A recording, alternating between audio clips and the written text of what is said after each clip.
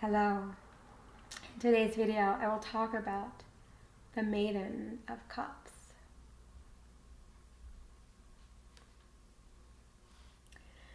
So, we're moving from the Knights to the Maidens. And so we're moving from immature masculine energy into immature feminine energy. The Maiden of Cups, we are in the family of cups. The Buddha family would be Vajra. The element is water, and the basic quality of this particular family or this energy is clarity, clear sight. The Maiden of Cups. So we're in the court. We're talking about people, either the querent or someone in the querent's life, and we're talking about the quality of like young, fresh Vajra energy, young, fresh, this water kind of energy. How I understand this card in its essence is she is the kind of young woman who is trying to learn and understand, trying to get clear sight and knowledge.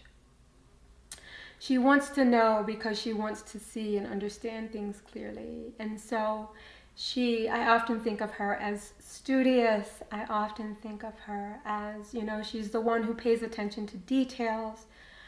She is going to pay attention to patterns in the world. She's going to pay attention to, different structures in the world and try to understand them.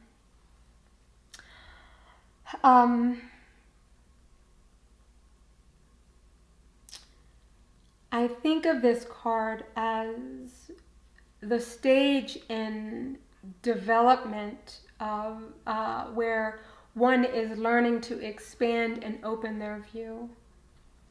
And so I think of her, it's like, and of course this could be, a young person, it could be an older person, but it's going to be the kind of person who is looking to actually expand their view.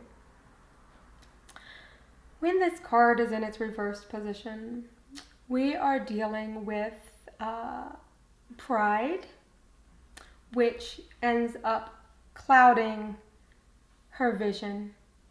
And we're dealing with a myopic view. And so we're dealing with someone who is unable to see, expand out and see in this bigger kind of way. How this happens is sometimes she would be given information, and with that information, rather than using it to build on, she kind of uses it and kind of gets stuck on it.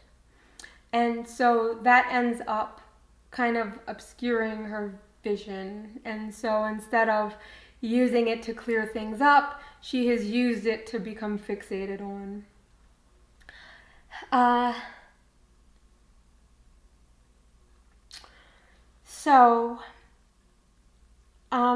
In her upright position, she's going to be watchful. She's going to be paying attention to details. She's going to be searching for truth and understanding. She's going to be looking for clarity.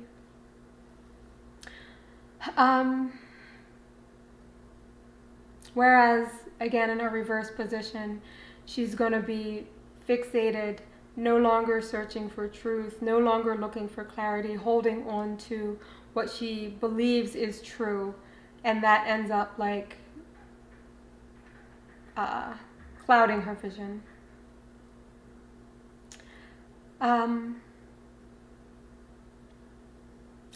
This card in its development, she was the first maiden that came forth, and She's probably my favorite of the maidens and one of my favorite of the cards in the deck, just because I like kind of how she kind of arrived. The most difficult thing about her was trying to figure out her get up and trying to figure out the colors, trying to figure out what she was wearing. Each of these different elements, each of these different energies, each of these different families has a season associated with it. And so you may notice, like through the deck, that each of the different suits is associated with a particular season. Not so much in the major arcana, but in the minor arcana, the court and the minor arcana, they're relating a lot more to the seasons. And so the season of Vajra is winter. And so it was trying to figure out what, trying to hear how she needed to be dressed and how she needed to, manifest on the card was probably the most difficult part.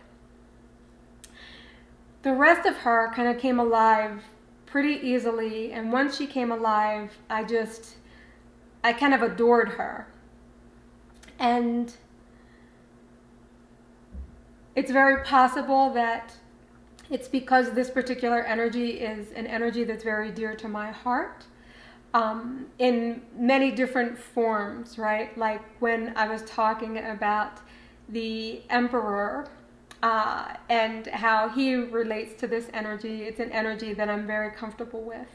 When we get to the Maiden, it's an energy that, I'm a student. I've been a student for many years. I have this desire to learn and understand and know and grow and stretch. And so I think that in that way, I relate to this energy very much. And it's very possible that my attraction to this card has to do with my relationship to this particular energy. I think that I relate to the wisdom of this energy a bit more than the neurosis, but I know that I can go into the neurotic place as well.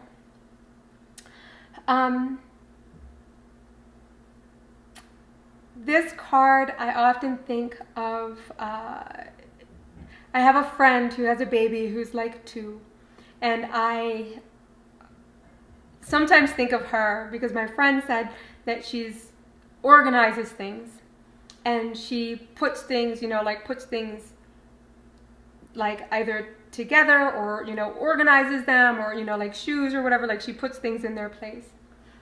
And after hearing this about my friend's daughter, I often think of this card when I see the association between this sweet little girl and this card, and this understanding of patterns in the world, this understanding of how things fit together and how, how they're most efficient when they're set up in a certain way. And so yeah, I think of her now with this card, although she wasn't on my mind when this card was coming into existence.